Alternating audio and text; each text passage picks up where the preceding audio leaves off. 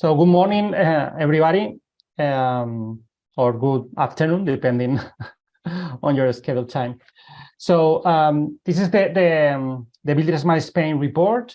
So just some figures. So we as a chapter, we were born 10 years ago with I think that almost 20 members. Currently, we closed the past year with more than 250 organizations, but it's true that the growth the level of growth is decreasing. But I think that still we are growing. The most part of our members are organizations, and it's true that the most part are focused in the design phase and in the construction phase. So we need more clients, more operators, I think, in buildingSMART Spain. So this is our structure. So we have a board where all the types of organizations are represented. I think that's important for us. Or in our board, there are software vendors, but there are contractors, there are designers, there are training organizations, there are manufacturers. So it's something really important to have all the types of organizations in our board. And that's something new because finally we have achieved the needed resources to arrange, to professionalize the management of the chapter. So we have started, in fact, yesterday we started, David Delgado and me, as operations director and technical coordinator, just with a partial dedication, but really it was needed to manage all the members and all the tasks that we are developing in our chapter. So behind that, we have working groups where we develop our projects, and we have commissions depending on the type of organizations, like, for example, a contractors room. Now I'm going to give you more details about it. Okay, our activities are focused mainly in these three big action lines. One related to promote the openBIM adoption by all the Spanish market. Another more related to standardization, and finally to disseminate all the benefits of openBIM. So we have a list of projects or initiatives. Many of these projects are a guideline or a video or an infographic. So that's the main result of each project. So we have many published projects, and we have several projects in different states, something very similar to buildingSMART International. So the process to develop these projects, I think, are quite simple. So we make a call for participate with our members. We create a working group with one or two coordinators and many people who works like authors or reviewers. We have a collaborative environment in Microsoft Teams, a kind of common data environment to work with that. And finally, the results are disseminated through webinars, through social media in different ways. Regarding the first action line about the openBIM adoption, so it's important for us to cooperate with relevant organizations, not only in Spain, many times too with LATAM organizations that ask for us to cooperate, mainly public but private too. And in fact, currently we have two contracts, one with the Spanish government for supporting the National BIM Task Group in Spain, and another for something similar, but for a regional government, the Valencian general government. So that's an important change in our chapter, because we in the past, we decided to not do any kind of support action because we consider that, these actions were only for the private sector, for consultancy firms, for example. But it's true that we have received some demands for that kind of big, very big governments, and they wanted our support, not the support of a consultancy firm. And we decided to make kind of support, but only related to a strategic action from the public sector, because we consider that it can facilitate all the sector to adopt openBIM standards. Those actions should be related to the openBIM adoption and with a limited scope, not very big initiatives. So we cooperate too with other organizations like construction associations or BIM users groups in Spain, that we have many BIM users groups in Spain. So we are part of the professional certification program. Currently, we have 18 training providers registered. Not all in Spain. We have 2 in LATAM and 1 in Portugal, until I think that the buildingSMART Portugal had developed the professional certification program. Currently, we have almost 600 students certified. And regarding the working groups, it's not a very common activity in our chapter, but we have a contractors room with quarterly workshops focusing one topic, and really are working quite well. In some of them, we invite to other parties, like public clients, for example, in order to discuss about the BIM requirements in public tenders. So I think that it's really interesting workshops.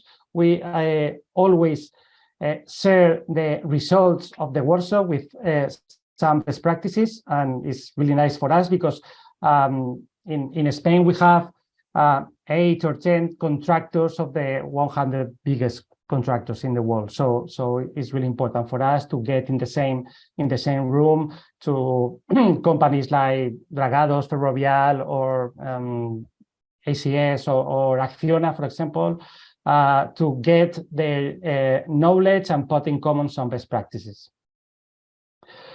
Regarding standardization, we cooperate with the standardization bodies UNE in Spain and SEN at European level.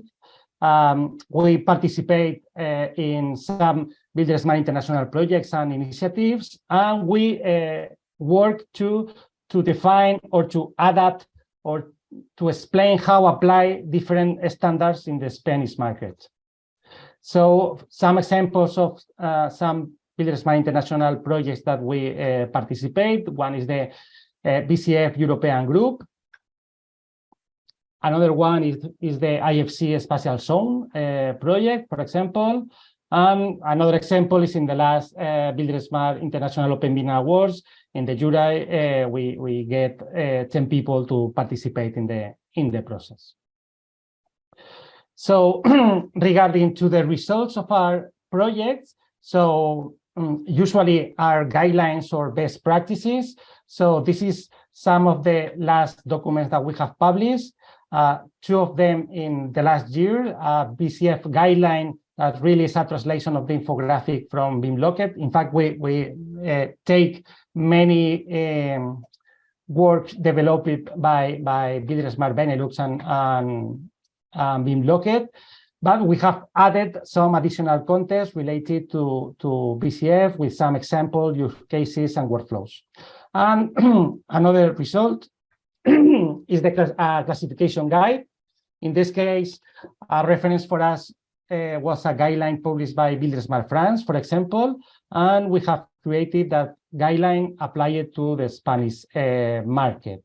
So in this guideline, we include a foreword from Leon, and we explain the main benefits to classify, related to classify the information in the models, and different strategies related to implement and use a classification system through the IFC schema. Regarding dissemination, we try to make many publications from our members. So we try to share knowledge, but to give visibility to our members. So we publish interviews, use cases, some BIM pills, not only for people from Spain, too, from people from other countries. We organize different conferences or support different conferences. For example, the past year was celebrated Build Europe in Valencia in Spain, and we support the organization for that. Or, for example, BIM Expo, that is a fair that was celebrated the past year. So we organize several webinars in order to explain and to show all our guidelines and results of our projects. And another example of an interesting action related to dissemination is what we call openBIM Tour. So in the past year, the openBIM Tour were webinars of 90 minutes, monthly sessions focused in a workflow involving 3 different software or hardware vendors. I say hardware because, for example, Leica has participated in some of them. And in these workflows, always the different openBIM standards are the way to communicate the different tools. So we have celebrated in the past year 11 webinars with the participation of 21 companies. More or less the attendance were 80 people per webinar.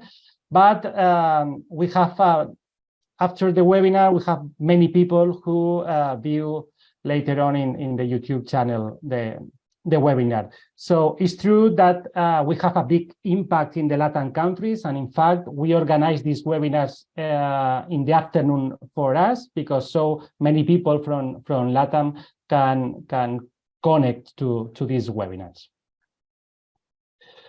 So we have, additionally, we have the 2 observatories, one related to the public tenders in Spain with BIM requirements. So you can see here the figures that really are growing in the last years. And this is very useful for our members because we send them information about public tenders that are open and that they are interested to participate.